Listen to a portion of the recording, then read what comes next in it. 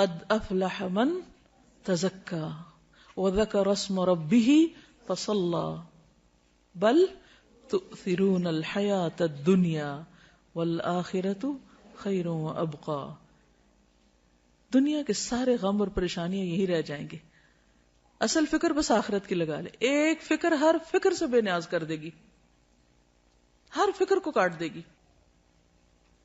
اور وہ فکر آخرت ہے.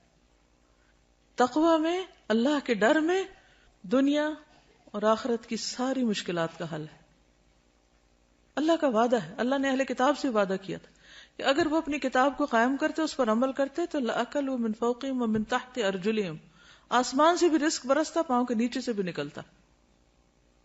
رزق کی تنگی فراوانی یہ سب بھی اللہ کے ڈر کے ساتھ. اللہ سے ڈرنے والے بن جائیں, گناہوں سے بچیں, ساری مشکلات آسان ہو جائیں گی. لیکن یہ نقطہ ہمیں سمجھ میں نہیں آتا. انسان کے رزق میں رکاوٹ اس کے اپنے گناہوں کی وجہ سے ہوتی, انسان پہ حالات کی تنگی اس کے اپنے گناہوں کی وجہ سے ہوتی ہے. تو ہم سب کو نحوستیں باہر سے نہیں اندر سے دیکھنی چاہیے. سب سے بڑی نحوست گناہوں کی نحوست ہے, اللہ کی نافرمانی کی نحوست ہے. جس جگہ پر نماز نہ پڑھی جائے وہ جگہ منحوس ہو جاتی. تو یہ دیکھیں کہ کہاں گناہ ہو رہے ہیں. اگر ہمارے گھروں میں ہر وقت میوزک بج رہا ہے, اور رحمت کے فرشتے کہاں سے آئیں گے؟ ہر طرف تصویریں لٹک رہی, رحمت کے فرشتے کہاں سے آئیں گے؟ خیر و بھلائی کہاں سے ہوگی؟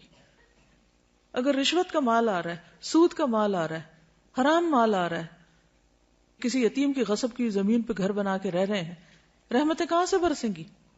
نحوست تو یہ ہے, ان خرابیوں کی نحوست ہے, ان حرام کاریوں کی نحوست ہے جس کو ہم نہیں سمجھ پاتے, اور ہم بلیم کرتے ہیں دوسروں کو. اس نے نظر لگا دی, اس کا قدم ایسا پڑ گیا, فلاں کی وجہ سے مصیبت آ گئی. مصیبتیں اندر سے اٹھتی ہیں, ان کی فکر کرنے کی ضرورت ہے.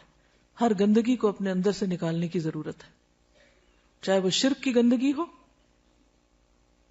جو قرآن مجید میں آتا ہے نا, فَاجْتَنِبُوا الرِّجْسَ مِنَ الْأَوْثَانِ, بتوں کی گندگی سے بچو.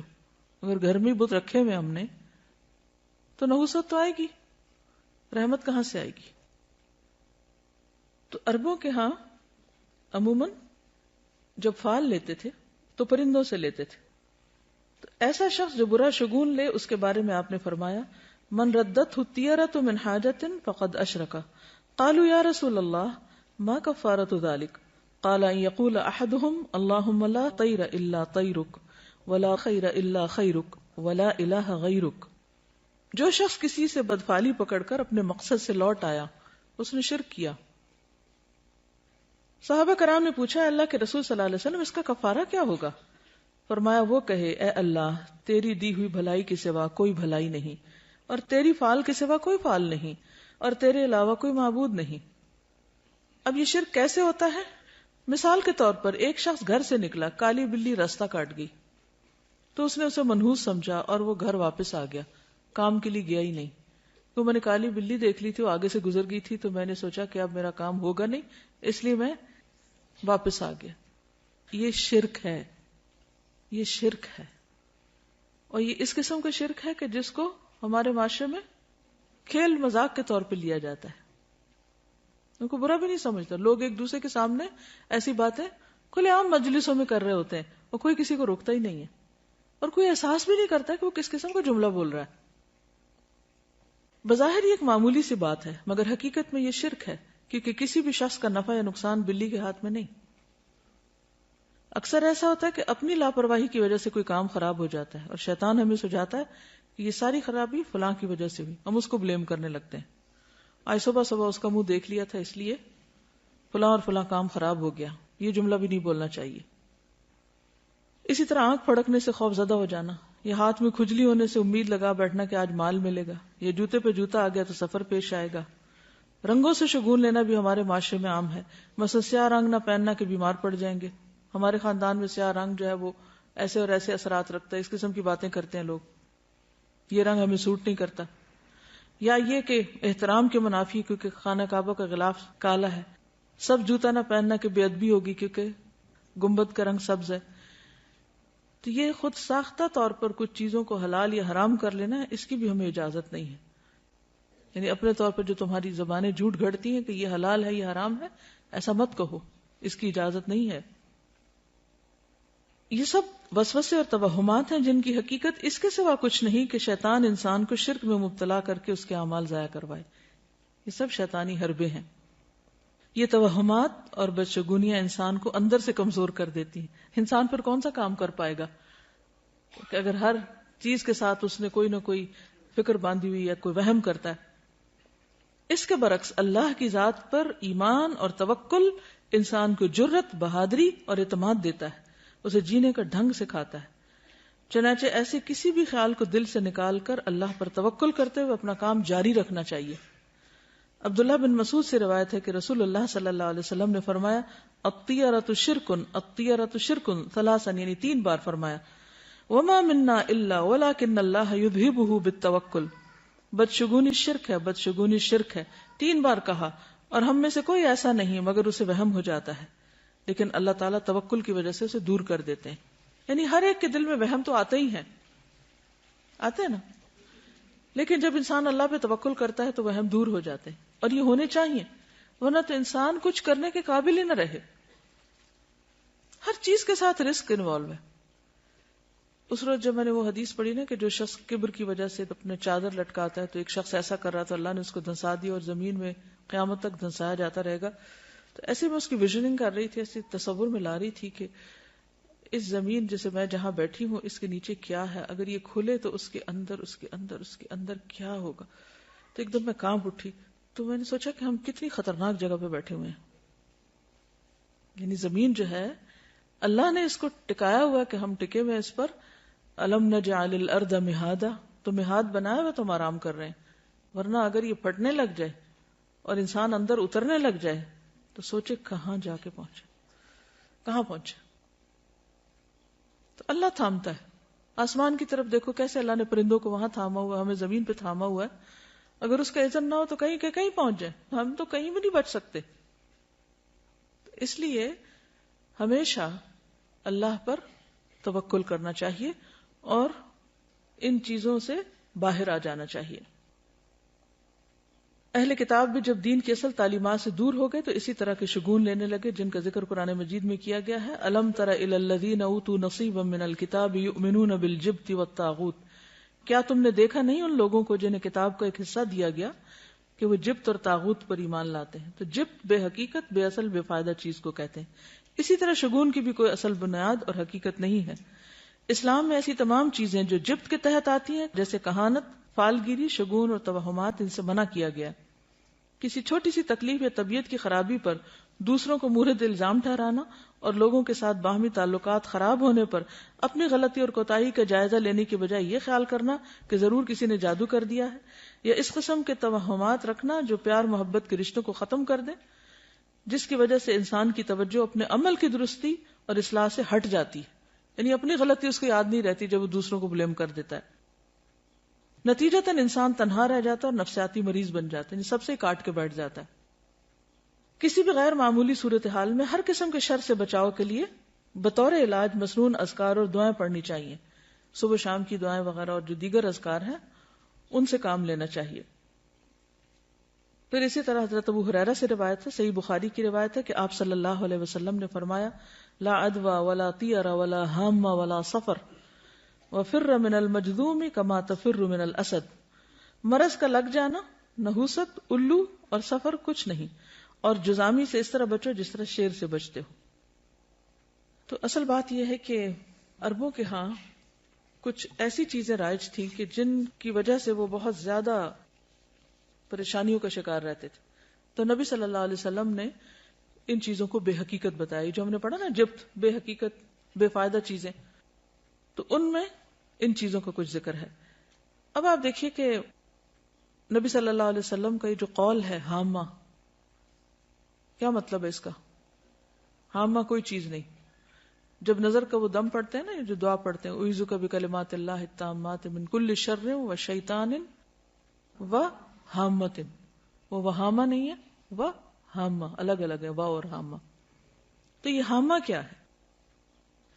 تو بقیہ کہتے ہیں کہ میں نے محمد بن راشد سے یہ بات پوچھی کہ یہ کیا چیز ہے، تو انہوں نے کہا کہ جاہلیت میں لوگ کہا کرتے تھے کہ جب بھی کوئی شخص مر جاتا ہے اور اسے دفن کیا جاتا ہے تو اس کی قبر سے ایک الو نکلتا ہے. یہ دور جاہلیت کی ایک سوچ ہے. بقیہ کہتے ہیں میں نے سفر کے متعلق پوچھا تو انہوں نے کہا جاہلیت کے لوگ سفر کے مہینے کو منحوس خیال کرتے تھے. وجہ تو پیچھے آپ پڑھ ہی چکے ہیں. اس میں جنگ و جدل بہت ہوتی, قتل و غارت ہوتی, گھر خالی ہو جاتے, تو ان سب چیزوں کو منحوس قرار دیتے. تو نبی صلی اللہ علیہ وسلم نے فرمایا سفر کچھ نہیں, یعنی اس کی نحوست نہیں ہے. محمد بن راشد کہتے ہیں کہ میں نے ان لوگوں کو بھی سنا جو کہتے ہیں کہ سفر ایک پیٹ کے درد کا نام ہے, یعنی ایک بیماری ہے, اور وہ لوگ کہا کرتے تھے کہ یہ متعدی ہوتا ہے, یعنی دوسروں کو لگ جاتا ہے. تو آپ نے فرمایا کہ سفر کی کوئی حقیقت نہیں. ٹھیک ہے, تو یہ جو حدیث ہے نا لا عدوى ولا طیر ولا حام ولا سفر, یہ سب بے حقیقت چیزیں ہیں, جبت ہے. ٹھیک ہے. اشہب کہتے ہیں کہ امام مالک سے رسول اللہ صلی اللہ علیہ وسلم کی قول لا سفر, سفر کچھ نہیں ہے کے بارے میں سوال کیا گیا تو انہوں نے کہا کہ اہل جاہلیت سفر کے مہینے کو 1 سال حلال کر لیتے اور 1 سال حرام کر دیتے. تو نبی صلی اللہ علیہ وسلم نے فرمایا سفر کچھ نہیں ہے. ابن عباس کہتے ہیں, یہ صحیح بخاری کی روایت ہے, کہ عرب سمجھتے تھے کہ حج کے دنوں میں عمرہ کرنا روئے زمین پر سب سے بڑا گناہ ہے. کیا سمجھتے تھے عرب دور جاہلیت میں؟ کہ حج کے مہینوں میں عمرہ نہیں کیا جا سکتا, بہت بڑا گناہ سمجھتے تھے اس کو. یہ لوگ محرم کو سفر بنا لیتے اور کہتے کہ جب اونٹ کی پیٹھ سستا لے اور اس پر خوب بال اگ جائیں اور سفر کا مہینہ ختم ہو جائے, یعنی حج کے ایام گزر جائیں, تو عمرہ حلال ہوتا ہے. پھر جب نبی صلی اللہ علیہ وسلم اپنے صحابہ کے ساتھ چوتھی کی صبح کو, یعنی ذوالحج کی 4 تاریخ کو حج کا احرام باندھے ہوئے آئے تو آپ نے انہیں حکم دیا کہ اپنے حج کو عمرہ بنا لیں, پہلے عمرہ بھی کریں.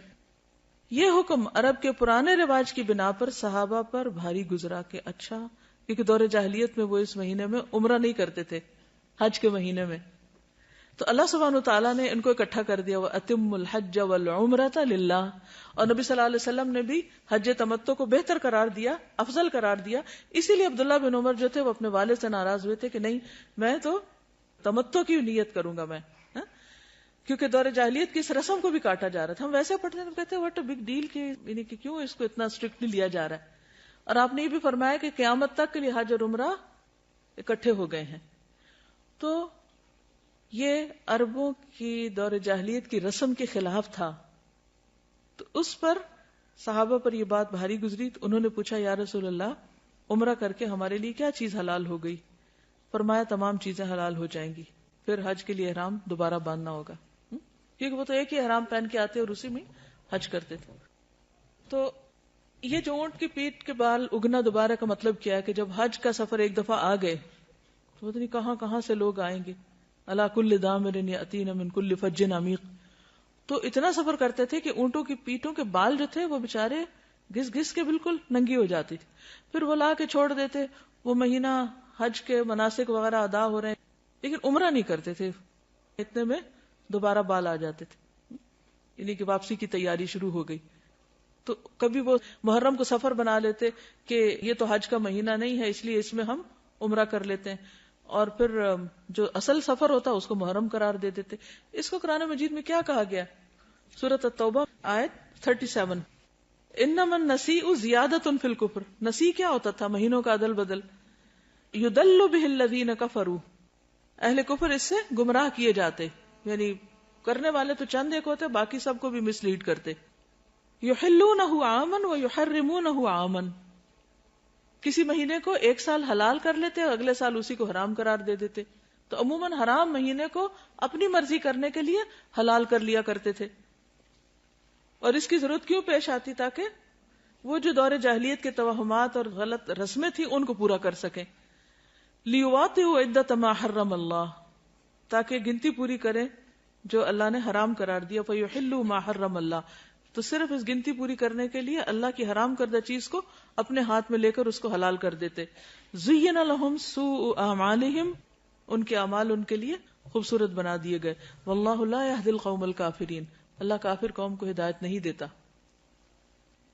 تو سفر جو ہے اس کی کوئی حقیقت نہیں. اور کس چیز کی حقیقت نہیں؟ حامہ کی نہیں. ٹھیک ہے، حامہ کیا ہے؟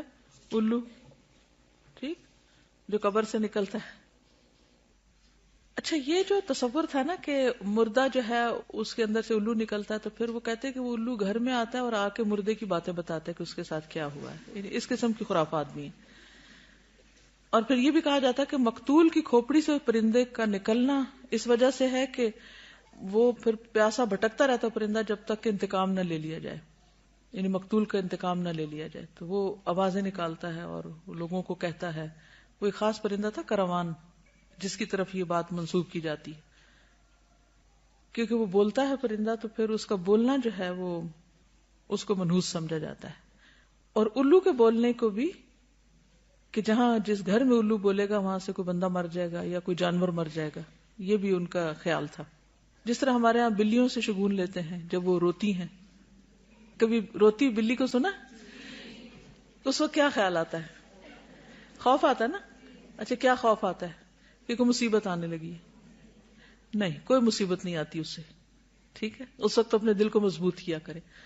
اب یقین کیجئے کہ اگر صحیح دین پر آپ عمل کریں گے نا تو آپ کے اندر سے خوف نکل جائے گا. آپ اس وقت یہ سوچا کریں کہ اللہ کے اذن کے بغیر کوئی نقصان ہو ہی نہیں سکتا. بلی بیچاری کو کیا خبر کہ اس نے کس چیز پہ رونا ہے؟ اس کو کہاں سے خبر ہوگی کہ آنے والی کو مصیبت؟ وہ بیچاری اپنی تکلیف سے روتی ہے اور ہم اس سے اپنی تکلیف کی طرف لے جاتے ہیں، کیونکہ ہم ہر چیز کو پرسنل لے لیتے ہیں نا. کوئی کسی کی بات کرو تو ہم اس کو اپنے اوپر لے جاتے ہیں. اس کی تکلیف دور کرو، وہ بیچاری اپنے رونے میں رو رہی ہے اور ہمیں اپنا رونا پڑ گیا. اس کے علاوہ اور کس چیز کی حقیقت نہیں؟ یہ جو پرندوں وغیرہ سے بھی بدشگونی لیتے ہیں، ہاروسکوپ سے لیتے ہیں. وہ لکھا ہوتا ہے نا ہفتہ کیسا گزرے گا، تو اس میں لکھا ہوتا ہے بدھ کے دن آپ سفر نہ کیجئے کیونکہ حادثے کا امکان ہے. اب لوگ اگر اس کو سامنے رکھ کے اسکول سے چھٹی کر لیتے ہیں، تو اب آپ دیکھیے کہ دنیا کا تو سارا کام ہی ٹھپ ہو کے رہ جائے اگر انسان ان خرافات کے پیچھے چل پڑے. کس قدر نقصان دہ ہے. تو ایسا سوچنا اور ہاروسکوپ پر یقین رکھنا یہ کفر ہے، شرک ہے.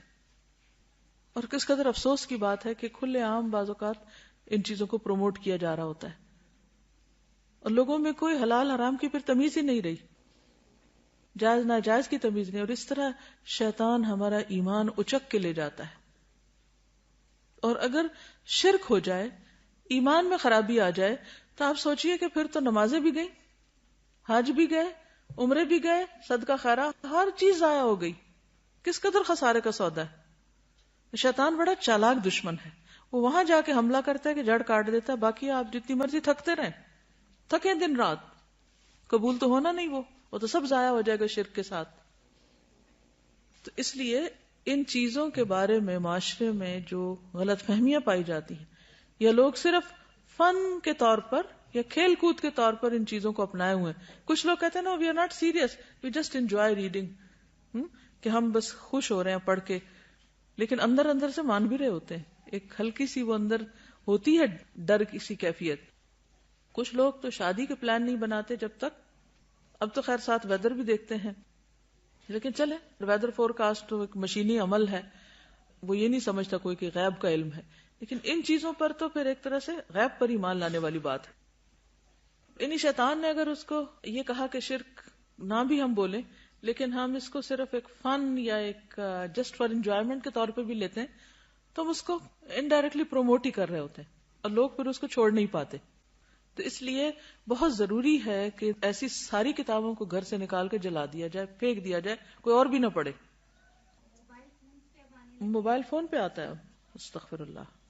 یعنی کہیں نہ کہیں سے کوئی نہ کوئی جو جدید ذرائع کمیونیکیشن ہے ان کے ذریعے بھی لوگوں کو انوالو کر لیا گیا. تو آپ دیکھیں نا کہ کس قدر خرابی ہے کہ بچنا کس طرح مشکل ہو گیا. آپ صلی اللہ علیہ وسلم فرمایا تھے کہ میری امت میں شرک کس طرح داخل ہو جائے گا، جیسے سیاہ رات میں سیاہ پتھر پر سیاہ چونٹی، کہ نظر بھی نہ آئے، پتہ بھی نہ چلے. دیکھیں اس قسم کی جو بھی چیزیں ہوتی ہیں نا، اس میں اگر آپ یہ کہیں کہ ہم پورا یقین نہیں رکھتے تو اس کی وجہ سے شک میں مبتلا ہونا بھی غلط ہے. تو شک والی چیز کو بھی چھوڑ دینا چاہیے. پھر اسی طرح بیماروں سے نفرت کرنا اور یہ سوچنا کہ یہ ضرور بیماری مجھے اس سے لگ گئی ہے یا لگے گی، یہ وہم بھی نہیں کرنا چاہیے. کیونکہ آپ دیکھیے کہ جب ایک وائرس پھیلتا تو ہر ایک کو تو نہیں لگتا نا. اگر صرف وائرس ہی لگنا ہے تو پھر تو کوئی نہ بچے، لیکن پھر بھی کچھ لوگ بچ جاتے ہیں. اس کا مطلب ہے کہ اصل چیز وائرس نہیں ہے، اللہ کا اذن ہے. اگر اللہ کا اذن ہوگا تو بیماری لگ جائے گی، ورنہ نہیں. تو اس میں بھی انسان کو ڈرنا نہیں چاہیے. اپنے اندر وہ اگر کیفیت شیطان ڈالے بھی دل میں کہا ہے اس سے تمہیں لگ جائے گا، تو اس پہ کنٹرول کرنا چاہیے، احتیاط کرنی چاہیے. کیونکہ حدیث کے آخر میں ہے نا وَفِرَّ مِنَ الْمَجْذُومِ كَمَا تَفِرُّ مِنَ الْأَسَدِ، اور جزامی سے اس طرح بچو جیسے شیر سے بچتے. نہیں جان بوجھ کے آپ وہاں ہاتھ نہیں ڈالیں، لیکن اگر کسی کو لگ جائے تو یہ نہ سمجھے کہ اس چیز کے اندر یہ طاقت تھی تو اس سے مجھے لگ گئی ہے. یعنی آبویسلی کوئی ریزن یا سبب تو ہوتا ہے، لیکن سوچنے کی بات اور نکتہ یہ ہے کوئی چیز آپ کو نقصان نہیں دے سکتی جب تک کہ اللہ کا اذن نہ ہو. اب آپ دیکھیے ان دو کیفیات میں فرق ہے.